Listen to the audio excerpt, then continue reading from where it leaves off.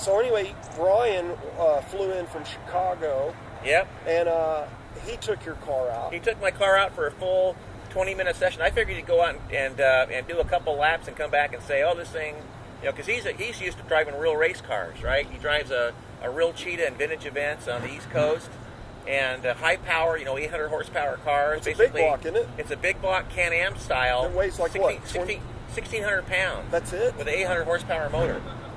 Basically it's like a big block Cobra with a little bit lighter of a chassis. It's a Bill Thomas built Cobra.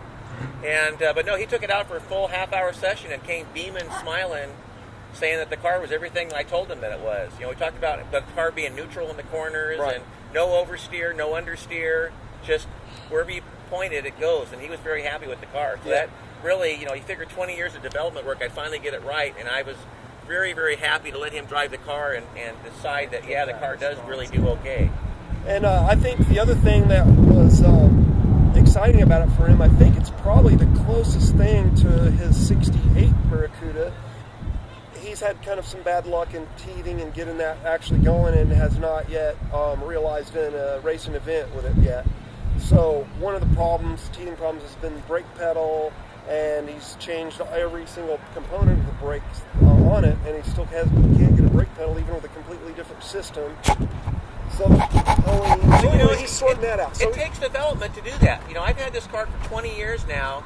I can't tell you how many master cylinders I've had, how many sets of rear wheel cylinders I've used. I originally had the original Kelsey Hayes brakes. Then I went to the Cordoba brakes. Then I went from the pin calipers to the slider calipers, and finally to the all-time racing setup, which, by the way, works fantastic. Well, no, thanks for saying that. But he was able to get in 4 cars that day that had the same brakes as what he has. So he's like, I know it's not the calipers. And, that's one of the problems guys have is they'll start doing their brakes and they'll put in those calipers, but yet do a bunch of other changes.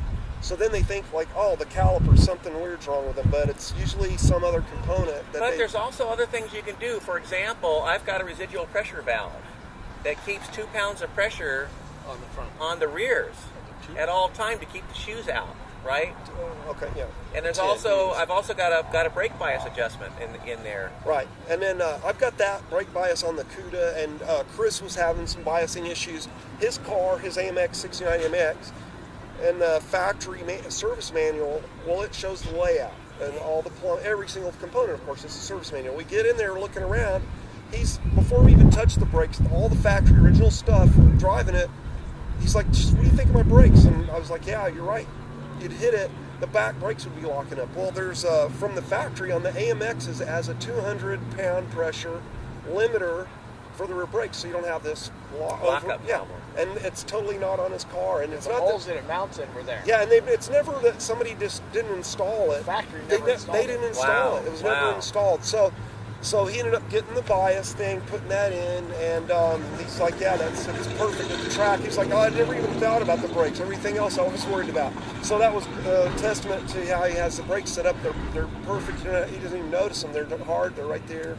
But so he's sorting that out. But he was, and he's still sorting out a suspension. So he's not, there with that as well, which I'm not with my Barracuda either. I've got to finish sorting out mine in the middle of a project with that. It just takes a lot of track time. Yeah, what it takes. And we were actually pretty lucky that we got the Dart balanced. It's not as stiff overall, a roll rate and roll couple as we would have liked. I thought it was very stiff. But overall, I mean, for the short amount of time that we had, I mean, it's balanced pretty well. Now, what are you running for front torsion bars in that? Well, we're running 120s, I think. Either 118s, 120s, 122s, something like that. That's stiff, wow. Yeah, but the leaf springs in it are some super stock springs that I had de-arched. But for whatever reason, I need one more leaf in it because with a sway bar in it of any type, it's just got too much push. So we said, let's try it without one, and boom, it's like perfect as far as the balance, the roll couple. But the overall body still got a little bit more roll and stuff. See, I used to have the 1.14s in here, which are the biggest factory bars that No Performance had, and I went up to Dick Ross, and he said those are too big. So I actually went down to the 1.125s that Vic sells, and then coupled that with an 1.25 inch front roll bar, no rear roll bar, 7-leaf rears with an extra half leaf, or actually 7.5 leaves in the back, de-arched, and the front's clamped, perfect. Huh. So your fronts are 1.14? 1.125, inch and an eighth. Yeah, but he also has a front sway bar too. Yeah, and a big front sway bar. Yeah. Right. So, but I was modeling off of, I was wanting to keep the car as flat as possible, and then bring up, stiffen the front, bring up the rear to match, and just as a process of doing that. Well, and the other thing too is you're running radial tires, big radial tires. These are bias ply on 7-inch rims. There's not a lot of there's a lot of slip there.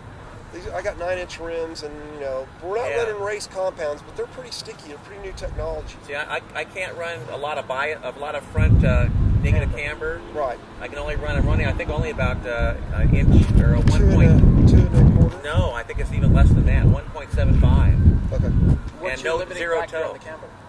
What limits you on camber? Just the offset bushings, and you don't want to. These bias ply tires don't like a lot of camber. As far as they'll wear out prematurely on the inside, Yeah. you just got to find that balance. Right. But we're running 4.25 negative camber on the Dart, so I'm getting that much body. Yeah, I think these might be set at negative too, with zero toe. Well, anyway, we shouldn't be giving away all the speed secrets here. Yeah. People got to do the hard work and put it in and figure it out. We can't just give you the Yeah, answers. we can't be spoon feeding you guys. Anyway, so speaking about horsepower, you're up there in Silicon Valley, otherwise known as Mountain View. So, speaking of horsepower, you guys moved to Scappoose, and you decided to get into the horsepower game yourself. Chris was asking you how many horses you had. I have 2. And what kind? I have a thoroughbred quarter horse mix, and I have an Icelandic pony. Okay, so I'm not familiar with horses that much. I'm more familiar with quarter horses and that sort of thing. Basically, we have a big horse and a little horse. It's only 13 heads, so it's classified as a pony. But it's an adult now, Yeah, and that's why you call adult. it a pony, because you have your... It's 22 years old, but will probably live to in its 50s. Wow. And that's just because of the genes, because of the breeding in Iceland. Wow, that's amazing. If a horse leaves Iceland, it can never go back. They don't let any horses come into their country. That's great, yeah. So this one was bred there, brought over here, so it's got good genes. So you missed. We have a thoroughbred. I know a thoroughbred Thoroughbred mix horse and a quarter horse mix and an Icelandic pony. Icelandic pony, yes. Or Icelandic quarter horse. No. Icelandic horse. pony. Icelandic Well, horse. Icelandic horse. Let's put it that way. Yeah, Icelandic horse. Chris Very- has got, since Chris did this drag racing thing the other day, everything's a quarter mile this or a quarter mile It's that. a quarter something. Yeah. A quarter of a dollar. It's a quarter mile horse? Yeah, there you go. So, and then Chris, you were teething the AMX up there. That was like the second day you've had at the track, isn't it? Second day I've had at the track. One day was like about 5 years ago before you started the house remodel. One day I think I made it, or last time I made it 4 laps. I'm up to 8 laps now. You made it 8 laps. 8 laps. So But what was it sure ran great. It ran very That good. thing sounded fantastic going down the straightaway. It felt great going down the straightaway. Now, who did you run with out there that you can sort of say, because I know different cars out there, who were you running The with? Challenger that was all over the place. Of Gary? No, the guy The in new, the other... new Challenger? Yeah, the guy in the video from Texas that wanted to hug me inside. The rental Challenger. Yes, the real. Okay, but did you run with any of the old, like Sean, was he out there? No. Was he out there? I just was shaking it down in the beginner group. Oh, okay. Yeah. And I was kind of pushing it a little bit. I kind of started to push it a little bit. Well, you were in the fast run group, right? Yes. Yeah. See, I was in the faster run group. Yeah. Right. So we were always, one was on, one was off. I kind of wanted to get into that run group in case they had any issues, or in case it was really, they really didn't want to slow. have they didn't want to have all the fast cars in one group, so they had to split us up a little bit. So anyway, so you got your you're out there, and then you got a little bit of bad news. What was it? Oil pressure issues. What was your first sign? Oh, the oil pressure gauge read 0. Yeah. So you're driving and along. then the You're driving second sign. along, and your eyes aren't on the oil pressure No, they gauge, are. right? They are. Because that happened last time. So basically, Oh. I had a split. One eye was on the track, and one You're eye like, was you're on the like gauge. that. You're like that. Because I'm troubleshooting an issue I've been having, and there's a lot of Well, it's a new speak. car. Yeah, there's a lot of speak on Yeah. issues that it's common for the AMCs Yeah. to have this issue. One of the things is they say the pump pumps all the oil to the top of the motor and can't escape back to the pan fast enough, and it pretty much debunked that because all the way through 8 and down the front straight, the oil pressure stayed at 60, 80 psi, somewhere in that range. At RPM. At RPM, for long extended RPMs, full throttle, fourth gear, almost a full mile, right?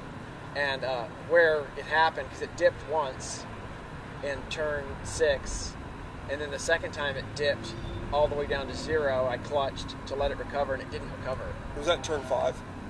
Turn 5, turn 6. So it's Somewhere that in whole between the series. two. It's that 3, 4, 5 That Omega. kind of that top of the hill up there. Yeah. I mean, that's really hard on Yeah. oil in your pan. I mean, as far as I got that pan with the trap doors and all that, so I think I'm just gonna have to modify my pan a little bit. And get an AccuSump. Yeah. Well, an AccuSump's not gonna help me. Not? Well, No, it'll because the help way the system the engine, is, but it it'll help won't the engine, but it help won't. the pump from depriming Because I need itself. something Oh, to keep okay. the pump from. Because Oh, once the I pump see. gets His It pump, primed, his pump design is a little different, and it's Yeah. super sensitive. If it gets like on my car, I could put it in dry, and I don't have to put anything in it to pre-prime it. And on most cars you don't. Yeah. yeah, and on his car, apparently it's real It's sensitive. got to to get that. packed with Vaseline Oh, okay. to start it and gain it. And So I if think it- what happened was I let it. He burped it. I burped it. He burped his baby up there through the Omega, Burped my baby.